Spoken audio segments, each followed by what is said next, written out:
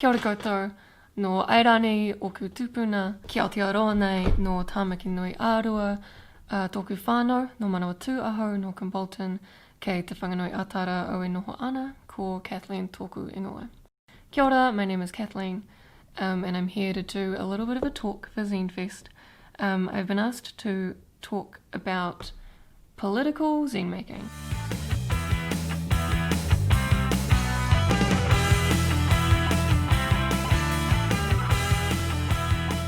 Which is a really, really huge topic. It's hard to kind of talk about political zine. Like, the first thing I want to do is talk about history, but I'm not going to do that. I'm not going to do that. What I'm going to do is I'm going to stick really closely to my own experience of, I guess, political zine making, which is mostly being a part of the Freedom Shop collective. So the Freedom Shop is a bookstore here in Pōneke, which is an anarchist bookstore. Has been running for 25 years now.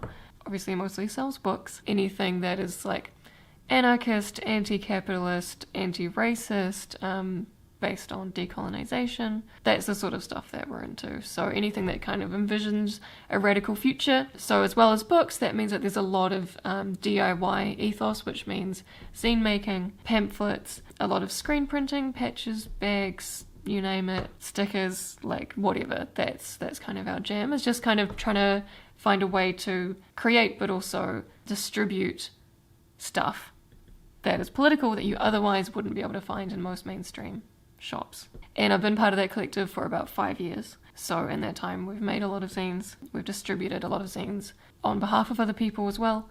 So I'm gonna just talk about that process.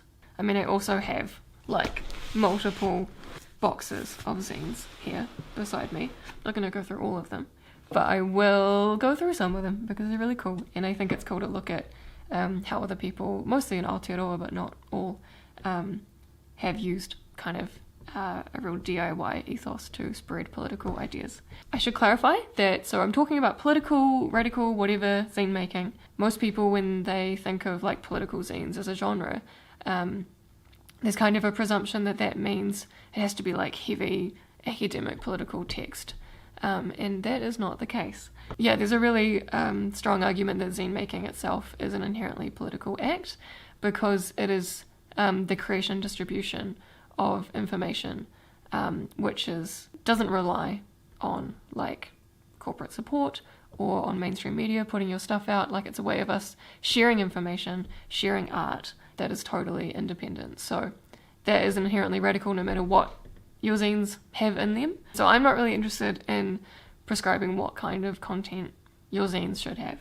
I think that zines are just naturally and historically a really, really good way of sharing political ideas that aren't in the mainstream. But having said that, I'm more interested today in talking about the kind of DIY ethos that makes the way that you make and distribute zines political. So, key things I'm going to talk about are distribution, cheap distribution, anti-copyright, collaboration, and then I'm going to make up some assignments for you, which will be fun, I hope. So I started to dig through my boxes of zines, and I have many of them. I have a lot of zines. There are quite a few that I want to reference really briefly. So what I'm going to do, so I don't spend too much time like stopping and talking about who made each zine, I will just reference everything at the bottom of this video in text. So on the page somewhere you'll be able to find everything that I've mentioned. I will start by talking about the price of your zines straight up, because that is something that the Freedom Shop always keeps in mind, and especially even with books. If we're ordering books that are just like gonna be too much for anyone to afford, we don't really do it. I think our ethos or understanding of our politics is that if what you're doing is not accessible to the poor, then it's not really that radical. So most of the zines that I'm going to be using as examples are ones that are like pretty affordable. Like, if they're not affordable, I will not have them. So there's definitely an understanding that anything that we make is not for profit. I guess I kind of presumed that was understood, but so the Freedom Shop is a bookshop, but absolutely doesn't make a profit. We're almost anti-profit, not officially, but in the way that we are just really bad at making money. We tend to give things away a lot. Anyway, don't tell people that. Zines should be cheap. And I guess what that means in terms of your creation is just to think about how you can print and put it together real cheaply. Okay, one that I happen to have in my hand, Breaking the Manacles. It's got almost 40 pages, so this is a sizable zine, and this is one that's like quite dense. It's got some illustrations, but it's content heavy. And the intention behind a zine like this is that the information in it is as accessible to as many people as possible. I don't have the prices left on this, but I'm going to guess it was like $4 max. And that's totally possible if you are making zines and just trying to cover your printing costs. That means printing stuff in black and white often. One cool, Mellow Yellow is a zine from Aotearoa that I really love. And again, this one is like beautiful, got some really good content in it. This was $3. So really a focus on it being cheap so that people can get their hands on it. But they've done there's a cover, the cover is in color. So it kind of, and then the rest of it's black and white, and that makes the printing really cheap. So that's strategy that you can use. I'm not like, if your zine's expensive, then it's not radical. I mean, there are plenty of reasons why you need to recoup costs, or if you're creating something that's more of a dense book to be used in a longer term way. This zine they just dug out, I think, is quite a good example of that, which is a collection of writing for Ihumātao. My understanding is that all the proceeds were fundraising to support the land protectors at Ihumātao. So that is a case where, you'll spend $10 or $15 or whatever to go to a political cause. And that's a really beautiful zine. I guess, actually, now, just because I picked up this Mellow Yellow zine, and an interesting thing that they have on the back page, it says anti-copyright. It also says copyleft, which is cute. Okay, anti-copyright. I mean, it's something that you can put on your own work just to show that you are really, really happy for people to reprint or redistribute your work more widely. I think a lot of people who work with a kind of anti-copyright ethos, such as the Freedom Shop, do it with the understanding that we want to further distribute and share and creatively add to radical texts that inspire us or that we think more people should read, and that we're comfortable doing that as long as we're not making a profit off of other people's work. Zines have a whole history and ethos which is about taking things that we see in the world around us and reshaping them. A couple very practical examples of what that looks like. One thing that the Freedom Shop often does is reprint existing writing by quite well-known, especially anarchist writers or thinkers. I've got one here, which is actually some fiction by Ursula K. Guin, who's a really, really incredible writer, has written some very good sci-fi. What has happened in this case is that we've, actually, I don't even know if we made this, someone made this, taken one of her short stories and printed it as a zine. Again, very cheaply. The zine would be a couple of bucks max. It's in black and white, and it's a way for people to come across Ursula K. Le Guin's writing who might not have been able to before. Like maybe picking up an entire book to get to know a writer is a hard thing to do, whereas presenting some writings in zine form makes it much more financially accessible. For example, this is one that the Freedom Shop did put out. Marriage and Love is just an essay by Emma Goldman, $1.50. So it's just one essay. Again, we've got printed in black and white inside with a colour cover. The idea there is that it can be daunting to get a whole book of her work, whereas representing her work in this way is a nice way that people can come across it. Again, we're not making money off of it. Those prices that I'm saying are often just to cover the printing costs. One thing that I would emphasize, I suppose, is that if you are wanting to reprint, reproduce, reappropriate any writings or works by people who are in Aotearoa, and especially people who are still living, then I think it's really appropriate to ask for permission. So even if you're not profiting off other people's work, Aotearoa is pretty small. Our radical communities are pretty small, so it makes a lot of sense to do that work in collaboration or with permission. So at the moment, the Freedom Shop and Zinefest are doing a little project together where we're taking radical texts, political essays, especially written by people in Aotearoa, and we will be hiring illustrators and artists from the zine community to create illustrations to put together like a new zine of each of those texts as a way of kind of redistributing existing political thought in Aotearoa that will make it more accessible to different communities who may not have seen it before. So that's a project that I'm really excited about, and it does mean that, for example, one of the people who we want to reprint an essay of is Ani Mikairi. So because she's a person in Aotearoa who is still alive, who like lives, we got in touch to say that that was what we intended to do. Something to think about when you're anti-copywriting. Again, we clarified that it was non-profit and what our intentions were, and that way people are often more comfortable with their work being used.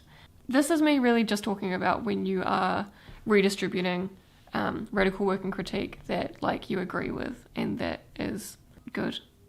Anti-copyright conversations, especially internationally, often focus on the right to take corporate language, advertisements, bullshit, and subvert that in your own way and put that out.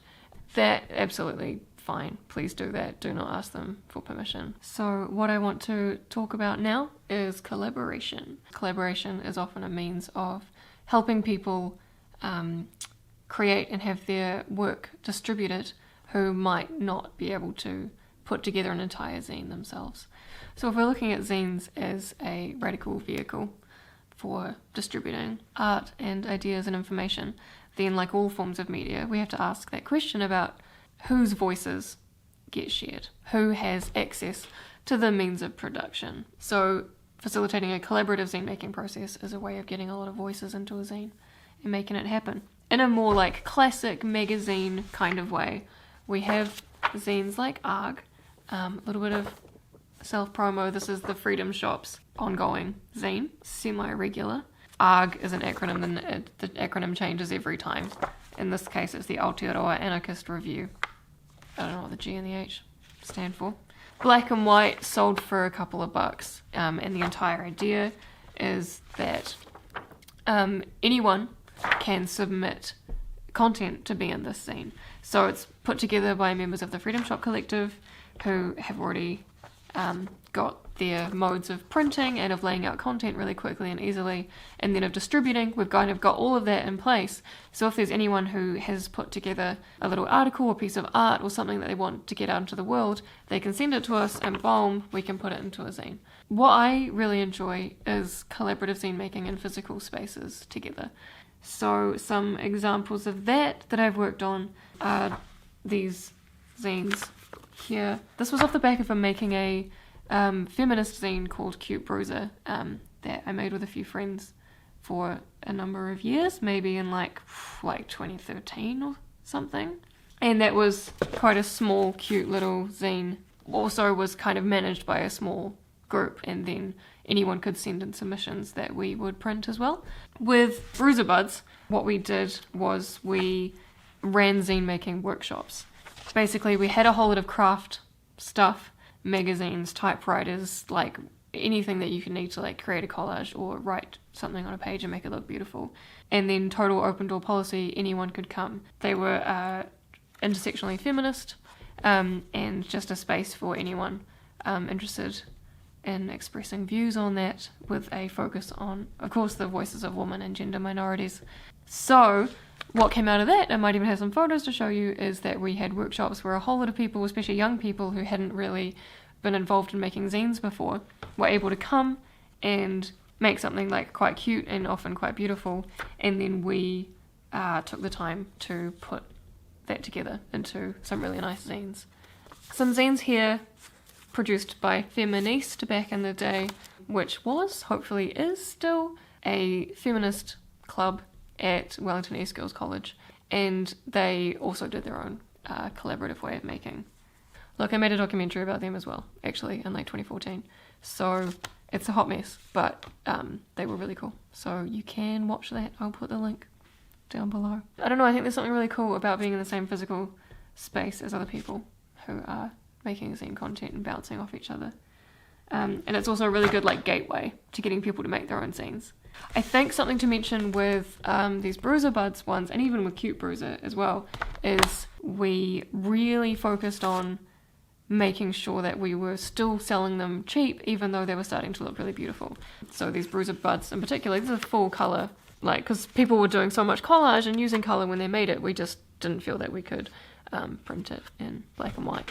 So what we did was we actually applied for funding through the Wellington City Council Creative Communities Scheme, who covered the printing costs, I think, and maybe even the space hireage costs for a certain number of runs. And that was specifically so that we could distribute them as widely as possible. So we are talking 5 years ago. But I think it's worth knowing that, as well as being political, zines are pieces of art, and they can be modes of community collaboration. And those are all things that you can say in funding applications to arts bodies, and especially to the Wellington City Council Creative Communities Scheme.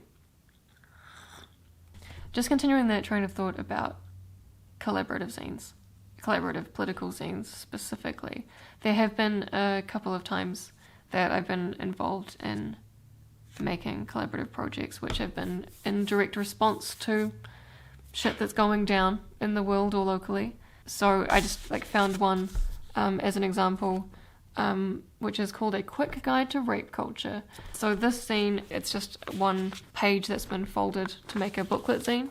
However, all of the pages in it are made by different people and were made in a physical workshop. So that was when we were making our bruiser bud feminist things. It was around the time when there was quite a public case of sexual assault in the news, and survivors weren't being respected or taken seriously, and there was a lot of anger and frustration in the community. So putting a zine together was actually a really cathartic almost exercise, in that now we have this thing that has some really, really good information in it that we were able to distribute. There was actually a protest march at the time, and we managed to print out a whole of these zines just before the march, and then we're handing them out for free to people along the side of the street. I just had a thought about distribution, because all I really talked about is price and making it as cheap as possible. There's also the question of where do you distribute it? Where do you put your zines? I'm not going to answer that question in detail because it's not really my topic, but I am going to suggest that if you are making your zines so cheaply that you don't need to make a profit off of them, and or you don't actually need to sell them at all, then you can just put them anywhere. What we did when we started making Cute Bruiser, we were, I think, initially not even covering our print costs. I think we were just printing really, really small print runs of maybe 40 copies initially, just because we were broke. And then we would distribute them throughout central Wellington in places like coffee shops, like record stores, usually we would ask permission just to see if they were okay with us leaving them on a bench or on a table so people could take them from there. But that actually worked really well because it meant people could accidentally come across them, not just people who are already in the zine community or coming to Zinefests. So that's something that I suggest pretty highly, is just try putting your zines in public spaces. What I do have to do is give some suggestions for assignments that you could do if you're interested in trying to get the zine scholarship from Wellington Zinefest, which sounds really awesome. I'm going to give you some choices for your political zine-making assignment. Number 1, you can come if you are based in Porneke or close by, or you're going to visit. You can come and visit the Freedom Shop and get a zine from us. That's one assignment. The Freedom Shop is open every Saturday. It's currently inside Opportunity for Animals in Newtown. So, yeah, check us out. That was your first option. Second option is you can go and visit the Freedom Shop and give us a copy of a zine that you have made so that we can sell it for you. Ideally, come in on a Saturday, but if you can't, the Freedom Shop has a drop box where you can just drop a copy of your zine, and we will check it out and get back to you. We prefer radical texts and artwork, but we won't really say no to anything unless it's fascist or transphobic or sexist or racist. So avoid those things, but bring us your zine. That's your second option for an assignment. Oh, I wrote down a third one, but it's real cheeky. Okay, so ARG, the Aotearoa Anarchist Review, is coming out with another issue really soon, and we always need people to write more stuff. So if you're not quite ready to produce an entire zine by yourself, or you have just something that you want to write about or a piece of art that you want to submit, you should send it to UG, and then we'll print it. That would be really cool. So that is an assignment. That's your third option. Fourth option, this is the final one, is to take a zine that you've already created, or if you don't have a whole zine, it can just be a page, it can be a piece of paper with a poem on it, I don't really care, and try distributing it somewhere out in the local environment that has nothing to do with zine spaces. Try just taking your zines to like a coffee shop. You can ask for permission, or you can just like literally leave them on tables, but just try doing some like guerrilla distribution, so that then your stuff will be discovered by people who otherwise might never discover it, and that can be like a really beautiful thing. That's me. That's all I've got for you. The Freedom Shop is always looking for new members. I should stop promoting, but I'm not going to. And we're always looking for more content. We love local zines. So hit us up. We can, if you need to recover the costs of your printing, we can sell them on behalf, and we'll get the money back to you that you need. That's all. Ngā mihi nui, kia koutou katoa. See you guys at ZineFest.